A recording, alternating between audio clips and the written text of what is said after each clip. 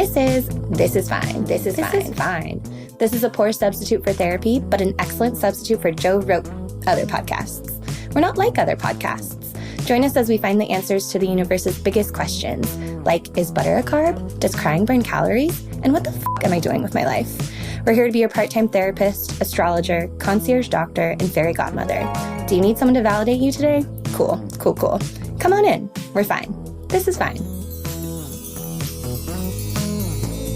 Today's episode is brought to you by Brava, in my own words, the Tesla of ovens, the GOAT of kitchen appliances, and my very own Easy Bake Oven for grown-ups.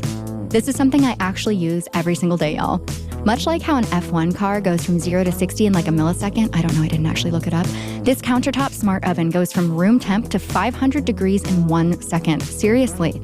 It does the job of super oven, pizza oven, instant pot, dehydrator, air fryer, crock pot, and so much more. Do I sound like I'm on QVC? And it's about the size of a microwave.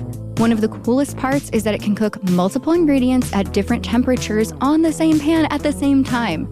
Being the strong, independent woman that I am, Brava has made my bachelorette pad cooking unbelievably easy. It also makes eating healthy simple, even when I'm exhausted from running a podcast, building brands, writing articles, and raising an extremely high-maintenance golden retriever. This appliance has been an absolute game changer for me, and I want it to be a game changer for you too. This Is Fine listeners can get $200 off a new Brava with code Dominique200. I'm going to let you figure out how to spell it. I believe in you. Visit shop.brava.com and enter Dominique200 at checkout to get your discount, save that money in this economy, and start revolutionizing the way you cook and feed yourself. Greetings, listeners. As you may have surmised, I am not Dominique. I am Cheyenne Arnold. You might know me from such things as being Dominique's #1 hype girl in her Instagram comments, or maybe you're familiar with my photography, or perhaps you follow me on Twitter and are deeply concerned for my well-being. No, but for real, I don't have any qualifications for guest hosting other than being the resident expert on Dominique. And that's why I'm here today, commandeering the This Is Fine podcast. I'm the captain now. Our goal today is to help you guys get to know your friend and mine, the lady behind this one-woman show, Dommy Michelle, a little better. And it's honestly one of my favorite topics, so let's get into it. Hello, Dominique. How are you today? Hi. Thank you for being here. I'm fine. No way. Shocking. Yeah. I mean, I'm not fine, but I'm pretending to be fine today. But I'm just so grateful. Thank you for that beautiful intro. Yeah, I think it's probably best if we just jump right into the nitty-gritty of it. Yeah, let's do it. My first question, how many times do you think you've seen my butthole, and how many of those times were in our place of employment? Jesus. Okay, I've seen your butthole probably, I would say, upwards of 10 times. Does that sound right to you? 10 times? I'd say definitely 10, maybe not more. If not more. And in place of employment, RIP to our former place of employment, I would say 4 to 6 probably, like maybe like a 50 to 60%. Right. And I seem to have no shame on the internet, so I'm just going to backpedal and give some context. I used to struggle a lot with hypochondria, and Dominique is sort of my stand-in doctor, and as such, had the pleasure of inspecting me a couple times. Proctology is my specialty. Yeah. This started out real gross. Yeah. I mean, do you want to start over? Because we don't have to put this on the internet if you don't want to. Let's just keep it rolling. Thank you for this. It's 8:45 in the morning. Yeah. Well, it's a little later here for me in New York, so sorry. Yeah, I think that definitely, I mean, we were already really good friends, but seeing someone's butthole is definitely something that, gets you to that next level pretty quick. It crosses that barrier of intimacy. Yeah. And not in like a sexual way. Yeah, no, friendship is, a good friendship is based on a lot of intimacy. And I want to say thank you. I'm sure in the moment I did, but I just want to reiterate thank you because most people wouldn't do that. I got you. Yeah, I can look at buttholes. It's fine. I should have gone to medical school, but that's another story. I mean, in your spare time, you basically do on top of like learning Japanese and French. And I simply don't know how you do it. So, yeah, I have the privilege of knowing you pretty well. But, we're here today to give everyone else a little peek behind the curtain. So tell us, what were you like in high school? Ooh. Well, I was the president of my show choir senior year, which at my high school gets you a varsity letter. And my like separate, what is it, like 3 degrees separation from fame or whatever. We competed against Blake Lively, like my freshman year. She was a senior. And I thought that was like so cool because she had just recorded, or filmed rather, the Sisterhood movie. So America Ferrera and Alexis Bledel were in the audience at our show choir competition.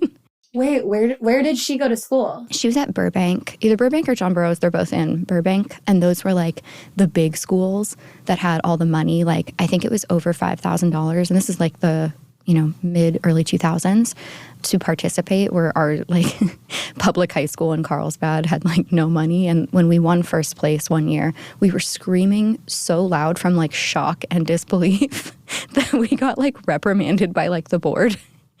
It's like in the NFL, you celebrated too hard. Yeah, we celebrated. We just went totally balls to the wall with the celebration. And yeah, definitely, I don't know anything about sports, but that sounds right. But aside from that...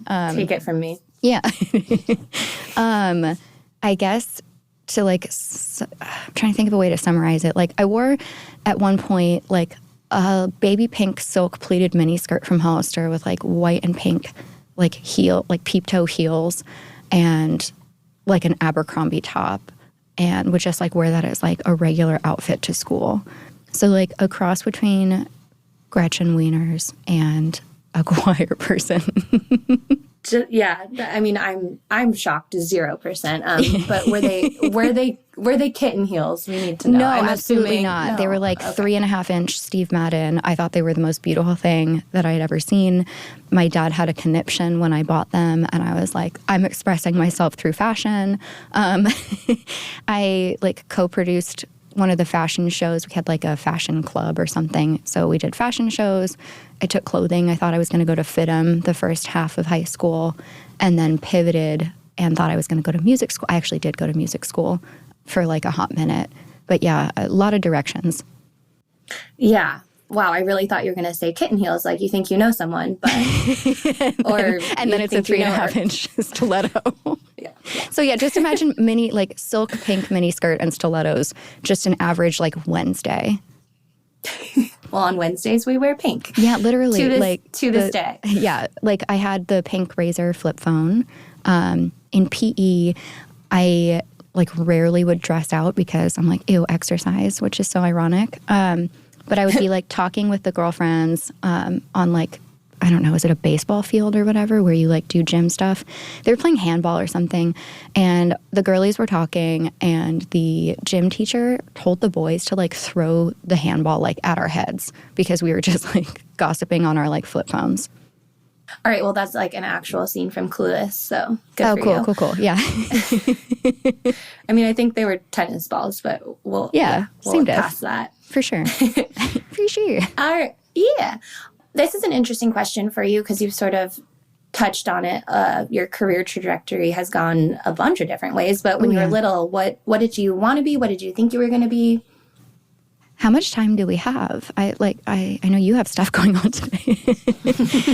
No. So given the erratic and overscheduled nature of my brain, this went in a lot of directions. I remember having my first like, oh my God, the universe is so big moment when I was like 6-ish, and like looking up at space and like realizing what space was. And my parents got me a telescope, and I was like, hell yeah, planets and stuff. And I thought I was going to be an astronaut.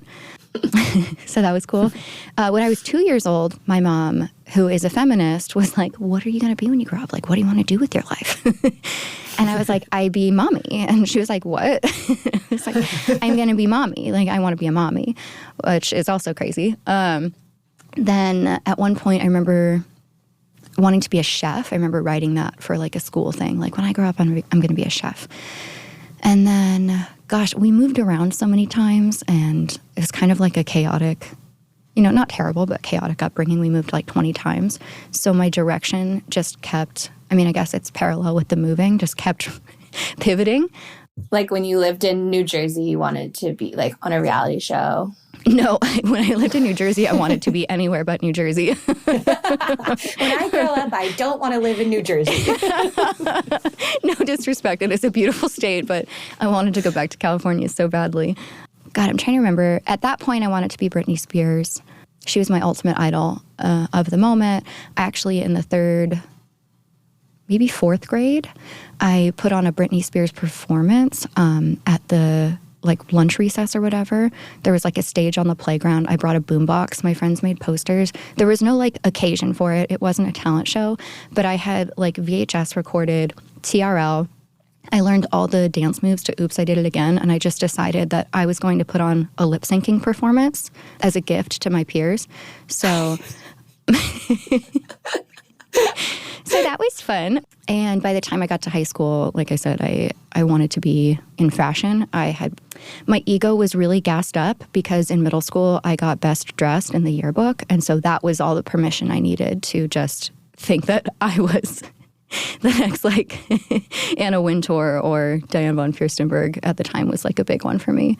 So yeah, I got really into fashion and for some reason pivoted. I got really into the music thing. I know that's so nerdy with the show choir and stuff, but I had so much fun doing the Glee thing. And yeah, then it was oh, I'm going to be a producer or I'm going to be a music supervisor and pick 6 songs for movies and TV. Alex, I think Patsavas, I actually don't know how to say her last name. I've only just read it, but she did the soundtracks to The OC and Twilight and Grey's Anatomy. And I remember at the time, she is defining cool music. And I wanted to do that. So that literally an icon. 18. Yeah, right? Damn.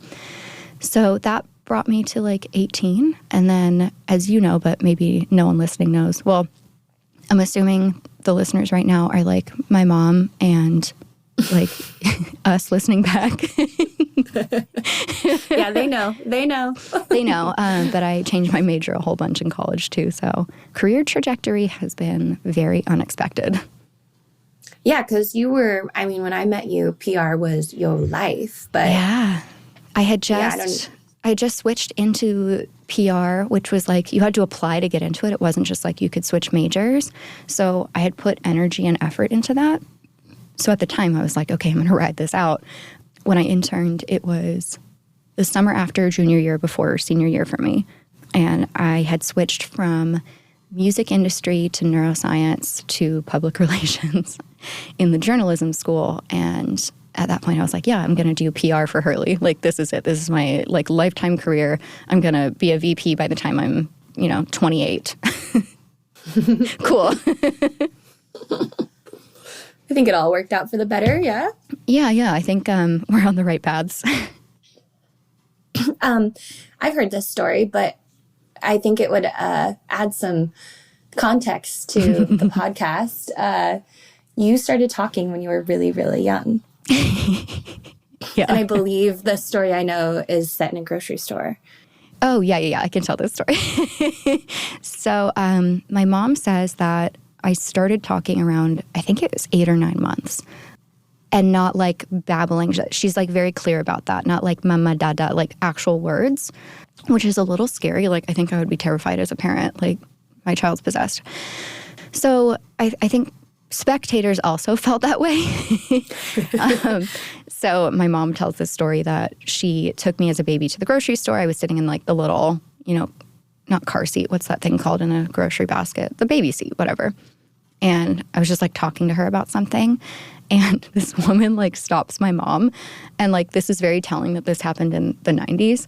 She stops my mom and very concerned but curious, looks at her and goes, "Is she a midget?"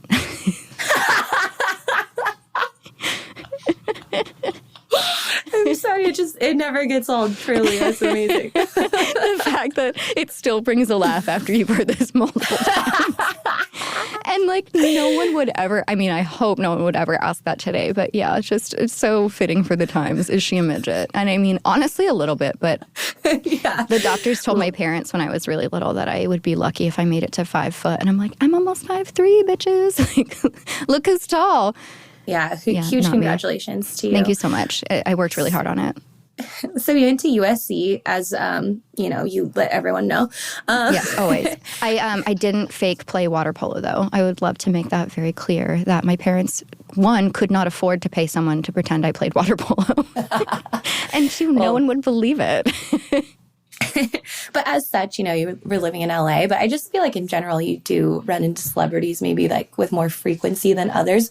What would be your favorite celebrity run-in? Ooh, okay. So yeah, the LA thing, USC, when I was a freshman in the music industry program, there was this club called Grammy U, and for some reason, I won a seat filler position at the Grammys, like the 2009 Grammys. I keep hitting my vape pen and then I start talking and I sound like a fucking Puff the Magic Dragon over here. Sorry. It's okay. I'm like, what's your favorite celebrity run? Okay, so 2009 Grammys. Let's see. I bounced around a lot, so I remember my first seat filling moment. It was one of the first scenes or sets or whatever of the Grammys, and I looked behind me and I'm like, oh, that's Questlove, and then looked to my left and it was Kid Rock. It was so telling of the times. Katy Perry was there. Then they moved me, and I remember I had to take this one spot kind of in the middle, and it was between Jason Mraz's mom, I assume it was his mother, and T-Pain. And at the time, obviously T-Pain, king of autotune in February 2009, right? Peak T-Pain time. And I go and kind of squeeze myself in there and sit down, and T-Pain looks over at me and he goes, sorry, baby, my friend's sitting there. He's in the bathroom. And I was like, I'm so sorry, Mr. Payne. Get back up and shimmy back out and hang out on the sides to watch Radiohead and the USC marching band play a song. Well, that is his last name, right? Mr. Payne, yeah, I assume. Shit. One can only assume. Yeah, what does the T stand for? I don't know. True pain. Well, besides that moment, what are you most proud of when you look back on your life as we stand at this present juncture? Oh, shit.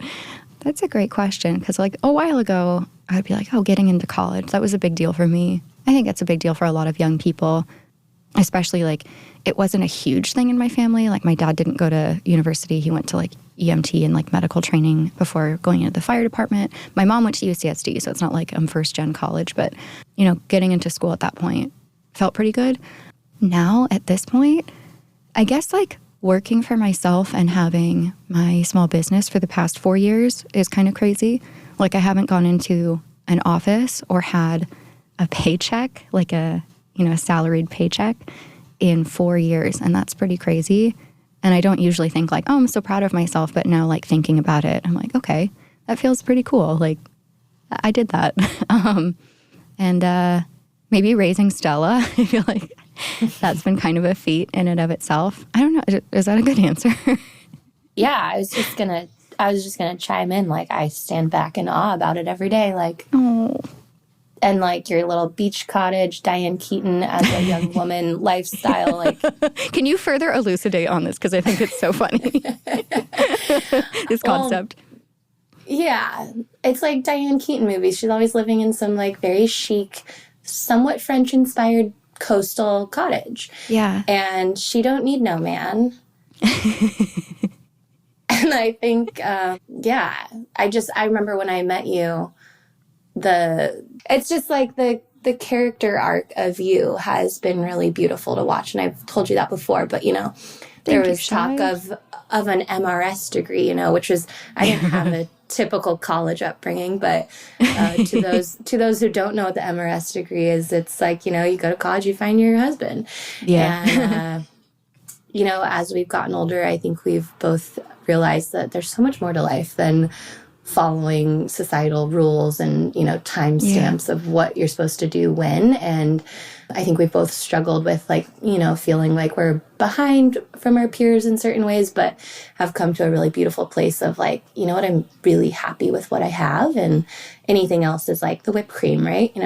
Yep, it's so true. And, being able to do that with you obviously makes it a lot better. But I've been thinking a lot about independence as like a skill and a muscle you have to build, and also a privilege. Like being able to be independent like this really is a privilege. It's kind of crazy. Yeah. And then I guess this is a good seg. Most embarrassing person you've ever dated. Oh. Can I just say the whole roster? Yeah, I think that sums it up.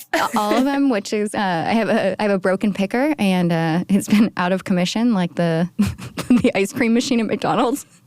The McFlurry machine is broken, and TBD on when it's coming back into commission. So yeah, I've benched myself. Is that a sports reference?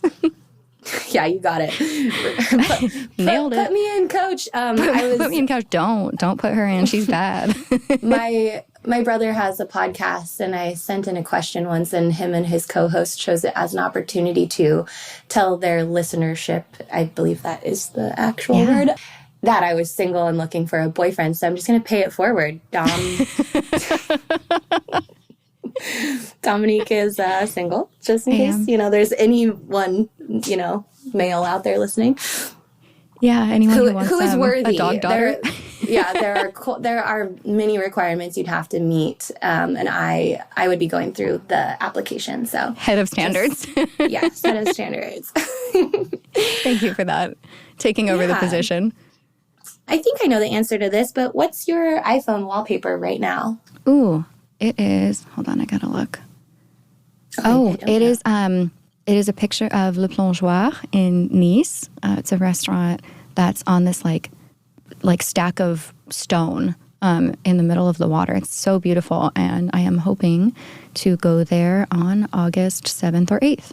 And I don't know if this is going to come out before or after that point, but it's in Côte d'Azur in the French Riviera, and that is where I'm headed in August. With who? Just kidding. I know. It's me, kind of. With you, kind of, except you didn't want to come to France.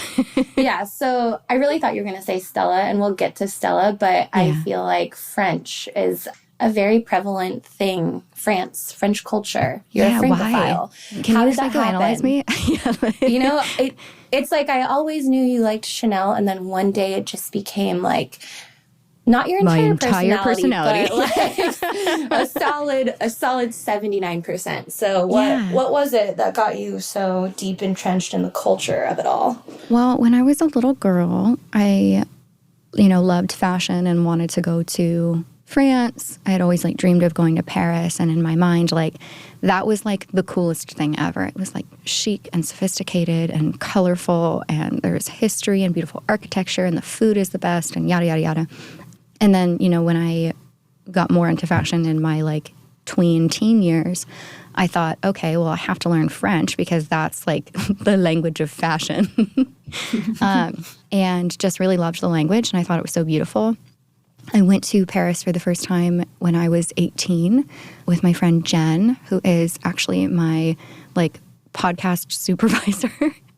My consultant. She actually loves podcasts so much, and she listens to all my episodes while I'm editing them to, make sure they're up to snuff. So hi, Jenny. I fell in love again, as one would expect in Paris, being 18.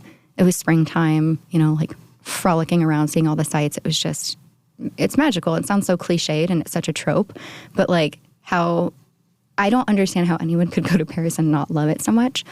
So yeah, that was kind of the beginning of my adoration of French culture, my I guess progression into being a Francophile. And to be honest, I don't really know. I would love a psychoanalysis on why I'm so obsessed, but I love all the French skincare. I love the culture in general. I love the food. And I have, as you know, a French tutor, Isabelle, who helps me a few times a month with my listening and conversational skills and grammar and all that stuff. Yeah. Oh, and when I was in high school, I was so obsessed with Coco Chanel that I befriended the Chanel manager at the beauty counter. And she was so just charmed by the fact that I was so into Chanel. I wrote my book reports on her and stuff like that. So I would bring her my book reports. She would ask for printed copies. And when she saw that I got A's on my report card, she would make me samples, put cosmetic bags together with little Chanel samples, and it was so sweet. And My dad would go and get me perfume for Christmas, and she would like wrap it all special and put more samples in it. And her name was actually Stella, which is funny because I didn't think about that when I was naming my dog, but now it just makes so much sense. Like I loved Chanel Stella, and now I've got my own little Stella. Yeah. That makes a lot of sense because like, a couple months ago, we were in Hawaii in Honolulu at the Chanel store, and you and the beauty counter lady were just like talking shop, like basically in French. And I was over there like your toddler, just like playing with the lipstick. And she's like, "Oh, don't put your mouth on that." Literally, she was like, "Please don't put your mouth on that." Oh my God. Wait, but like I know I'm being interviewed, but I'm flipping a little bit. If you were to psychoanalyze my obsession with French culture, what would the summary be? A super scientific take. Well, as you were talking, I'm like, dude, it's very obvious that in a past life you were either French or possibly like French royalty. Something like, you were a significant figure in France, probably Paris, if I am tuning into my psychic abilities. So I would suggest looking into that for sure, yeah. I want to believe that so much, too. Shannon, if you are listening, at one point, Shannon told me that my Jupiter in Leo conjunct my South Node, like, indicates, like, royalty in a past life. So I'm, like, really hoping everything you're saying is true, like, for the sake of my self-esteem and my entire personality. Yeah, no, I've got all my fingers and toes crossed for you. And also, thank you so much. I saw a psychic once who asked me, like, we pointed out some, like, longitudes and latitudes, so maybe there's something there. Ooh, astrocartography. That could be fun. That's the freaking word, yep. Yeah. What do you think would surprise people about you? Absolutely nothing. I am an open book. I disagree. Okay, right. I don't know. Did anything surprise you about me? The fact that I wasn't blonde, I think, was a big one.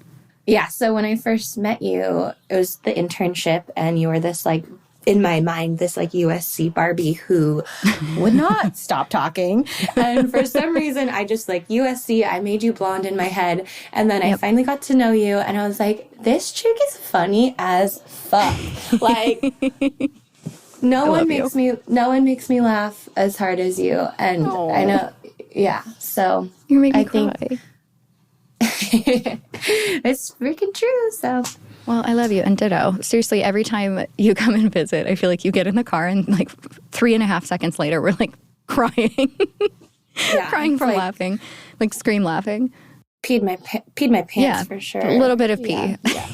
It's funny that you did think I was blonde, though. I feel like at the time, my hair was so light from basically not having a roof. Like, I was outside all of the time. And my hair photo bleaches, so it gets like that red color. And it's close to blonde. It's not, but I'm trying to make you feel better. Thank you. No, I should be the one apologizing. What? You are blonde, which is hilarious. I know.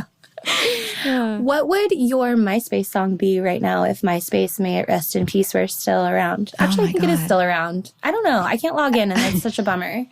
At the time, can you guess what it might have been at the time?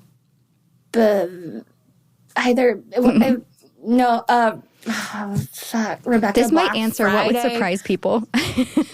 Okay, yeah, just tell us. It was a song by Breaking Benjamin. Okay. Yeah, see, you contain multitudes. I got really into, like, screaming emo music, screamo. Still love me some, like, early 2000s emo, mid-2000s emo. But, yeah, I was going through a MySpace music phase that was, like, real hard. There was, like, a dashboard confessional moment, obviously. You had, like, your hair, like, severely side-parted, camera angle up, eyeliner. The deepest side part, so much eyeliner. My mom at one point called me the Princess of Darkness because my room was still Victoria's Secret pink, like the color, and, had the Paris posters and stuff on the wall. But then I was listening to, like, Stab My Heart Out Because I Love You. Like, literally, I think it was Bullet for My Valentine is the name of the band. Well, this would be the time that I'm letting you know I'm seeing Saves the Day next week in New Jersey. Yeah, and in New Jersey, the spirit of New Jersey. Yeah. Wow, that's going to be beautiful for you. All right, when do you feel the most beautiful? Like, wholeheartedly, not just on the outside. Oh. You can answer that however you want. I'm sorry. Yeah, I was going to have an answer, but I was like, this is 100% on the outside. Like, I love getting dressed up and like the whole princessy thing, and that's got to be the Libra moon, I think. I really don't. This is so sad. I don't know. Usually when I do my makeup. Well, right. When do you feel most beautiful? I think when I take the time to like write in my journal. I don't know. Ooh, yeah. You know what? I do have an answer. When I'm regularly exercising and not just like to be skinny, but like I'm taking care of my body. This is a real answer, actually. When I'm taking care of my body, I'm moving, like walking, regularly exercising and treating my body well. I'm not like depriving, but I know I'm eating like a lot of nutrient dense foods, and just like really taking care of myself in that way. I tend to feel like I would use the word radiant instead of beautiful. Like I just don't typically think about myself with that word, which I don't know if that's good or bad. But I feel like that kind of inner and outer glow, not to sound cliched again, but I think I am a walking cliche anyway, so we're just going to lean into it. I think that I could have seen this coming, but speak to the irony of you getting an emotional support animal who then required Prozac. At this moment, she's come into the room, the recording room, jumped on the couch, and curled up into like a little cinnamon roll and is just staring at me with puppy eyes. Yeah, so I took my mental health leave from my former employer and knew I had made a resolution at the beginning of that year, regardless of what happened. I was like, I'm getting a dog this year. I'm getting a golden retriever. And I'd been making calls to this place that trains therapy Goldens. You can get them at like 12 weeks or 20 weeks instead of the usual 8, and they train them for either 4 or 12 weeks to be a therapy dog, which in retrospect is not a lot of time, but at the time I'm like, oh yeah, this is great. I was on that list, and then I realized after inquiring a bit further that those dogs are $20,000, and I said I would rather have panic attacks. So I started looking at what I would call responsible breeders through AKC and people who had met certain standards and, were maintaining the health of the animal, the temperament, all that kind of stuff versus the aesthetic of the animal. And I wanted to, at least if I'm, going to a breeder instead of adopting, because I had been on the, Southern California Golden Retriever Rescue List as well. And that is like harder to win than the lottery. So I found a breeder in San Diego because, I wasn't going to be one of those people who flew to another state to get a dog. I wanted, a healthy golden baby who I could, raise on my own, who was local and met the criteria. I saw a picture of Stella's litter, and I'd never seen white Goldens before, and I was like, what the shit is this? And I thought I was just going to go meet this dog. She says, I contacted her. She said, I have one pup left in this litter. It's a girl. And I'm like, cool. Went to go meet her thinking that, I'm just feeling it out. This is the first, dog I'm meeting in this process. I'm just going to see, the temperament of the parents, blah, blah, blah. You don't go to see a 4-week-old golden retriever puppy and leave without leaving a deposit. Like yeah. It's just one of those things. You can't do it. So I get my sweet pup and I start training her for, therapy work. My plan is still to bring her to like children's hospitals and pediatric wards because she loves kids. But yeah, she is on Prozac. Stella has very intense separation anxiety, which I think really came on more so during COVID. And yeah, the poor thing just like really hates when I walk away from her and doesn't understand why she can't see people on the other side of the fence. So she barks. She has a lot of wonderful qualities, but my emotional support animal has now made me her emotional support animal. I am very much there to comfort her. Last night, for example, I almost went to the hospital. I was in like a severe amount of pain. And, it would have been a great time for my dog to provide some comfort or at least alert someone for help. And instead she said, in her brain, I imagine, I don't like what's going on here. I'm going to see myself out. And left the house, like went outside. She was like, I am uncomfortable, and walked away. Amazing work, Stella. Yeah, good job. Yeah, she's doing the most. She really has boundaries. She's looking out for herself. If she's uncomfortable, she's just like, I'm going to head out. So yeah, It's sort yeah, of my boundaries. sweet baby. Yeah, boundaries are good. We are at 35 minutes. Okay. Do you want to wrap it up? Do you want to keep going? How are you feeling? I guess I have one more question. It's kind of like Okay, serious. yeah, let's do it. What compliment do you hear the most, and is there a compliment you'd like to hear more? Oh, that's cool. This is hard for me because I get self-conscious, like any sort of praise for myself. I hear, "Are those your real lashes?" probably every day that I go outside that I'm wearing mascara. And have heard that since I was a child. So thank you to everyone who has acknowledged my eyelashes. It is the part of me that I am most secure about. When all else fails, I'm like, well, at least I have long eyelashes. Okay, we're gonna work on that. Yeah. My therapist retired. I'm fine.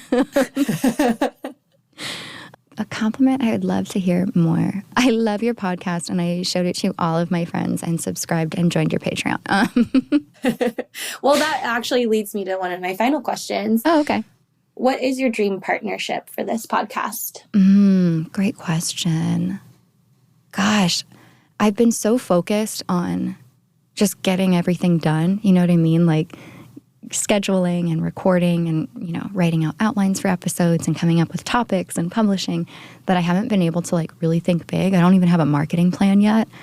God, the first thing that came to my mind was Paris Hilton, just because she has a podcast called This Is Paris, which I only found out 2 days ago. And she uses Barbie font too. And I was like, F my life. Yeah, honestly, maybe that's a better question. Who's your dream guest? I find that more interesting. Yeah. Wait, so what do you mean by partnership? I just assumed guest.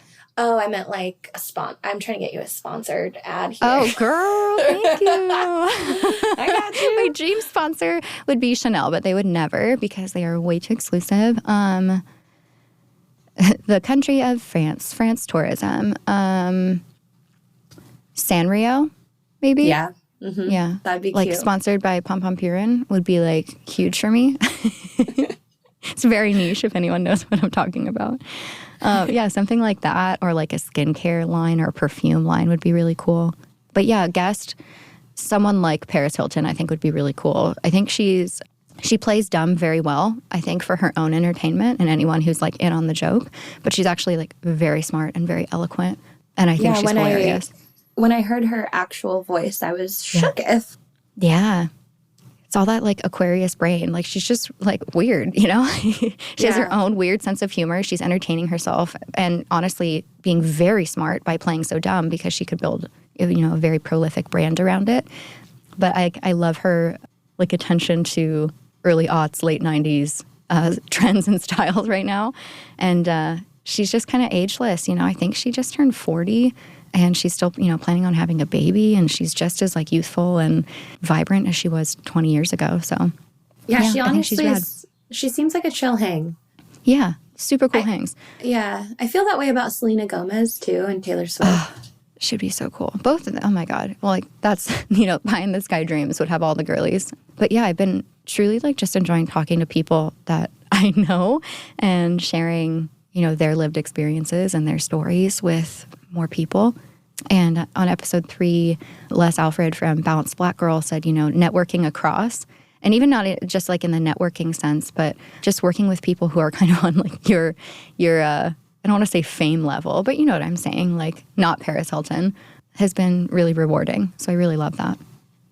Yeah, actually that leads me to, I guess, my final question. What was the impetus? What made you want to start this podcast? Ooh, great question. Okay. So most people know, if they're listening to this, I've been in journalism and writing for, major mainstream international publications for the past, almost 7 years-ish.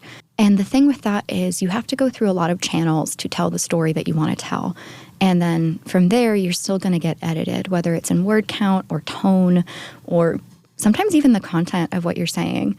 That part's hard for me. Not in an egotistical, don't touch my words way. That's definitely a part of it. But there are a lot of things that I want to share and tell and stories that I think need to be told. And it's hard to get that done a lot of times, especially now in more of a freelance position where I'm writing for multiple publications. Every once in a while you pitch out some ideas of things that you want to talk about. And if they're not clicky enough, if there's no commerce, angle or shoppable angle, or it's not like a highly searched term yet, it's really hard to tell those stories. And I've wanted to do long form. I've wanted to do funnier articles. Like, this, like my natural state when I'm writing, my natural tone and voice is much more, not necessarily self-deprecating, but definitely more tongue-in-cheek and humorous and sarcastic. And that gets filtered out almost completely with the writing that I do for more of the mainstream stuff. I would say like InStyle definitely lets me be a little more goofy. Thank you to Kylie if you're listening. So yeah, I guess unfiltered stories, more stories, not having to go through hoops to tell them, having that creative control and being able to fully share things and help people. And no one's truly altruistic, but in my own altruistic way, like I just want to help people, whether that's by, making someone laugh for, a few minutes or teaching them something about their health or helping them feel validated and less alone in a certain experience. Like, oh, someone else goes through that too. Like, I feel a little bit better about it. Yeah, I just want to like help people and tell these stories. Sorry, that was a little rambly. No, I mean, I've seen what some editors have taken out of your work, and honestly, jail to them. Jail. Straight to jail. Straight to jail.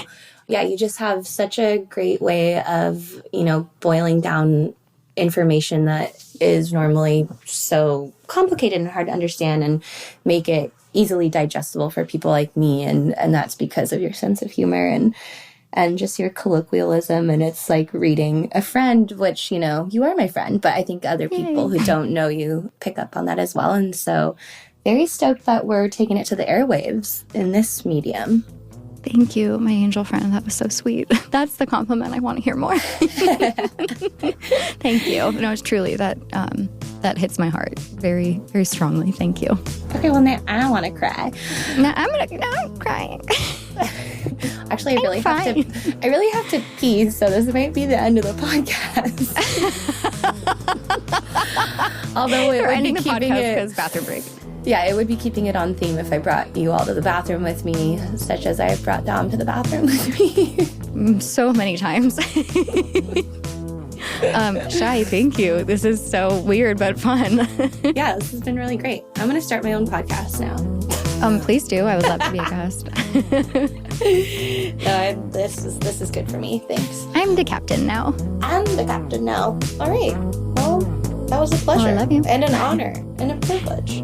It's an honor and a privilege. Thank you, Shy Shy. Love you. Love you. Thanks for tuning in to this episode of This Is Fine. I've been your host, Dominique Michelle Astorino. We're based in San Diego, recording in studio at DLI Productions in Pacific Beach with Emmy Award-winning sound designer Dan De La Isla.